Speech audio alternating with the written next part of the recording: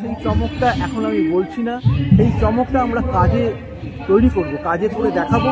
এবং যেদিন পূজা হবে, উদ্বোধন হবে, যেদিন আমরা উদ্বোধন করব বা আমরা পর্দা মানুষের জন্য খুলে দেব, সেদিনই সেই চমকটা উপলব্ধি করতে পারবে এবং চমকের তাৎপর্য অনুভব করতে পারবে। মায়ের কি মানে একটা বলতে পারি, আমি একটুখানি ভাবছি, দেখছি কিছু আলো উৎসব,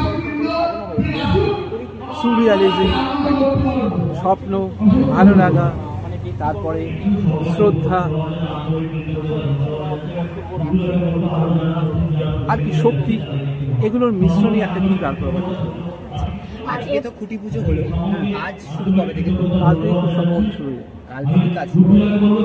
আর প্রতিমায় বিশেষ প্রতিমা এর সঙ্গে সামঞ্জস্য রেখে আমরা করবো, তার প্রতিমা ভালো লাগবে। প্রতিমা একটু অন্য ধরনের করছি, যেটা সাধারণত অনেক বড় বড় পুজো তাদের প্রতিমা একটু আলাদা থাকবে, মানে আলাদা ঘাড়ানায় করে একটা আলাদা চমক থাকে, এখানেও তাই থাকবে।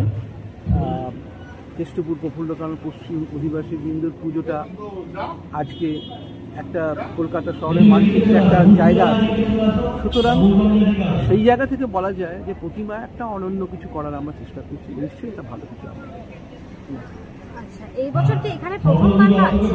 না, এই বছর নয়, এই কেষ্টপুর বলে এটা আমার চতুর্থবার।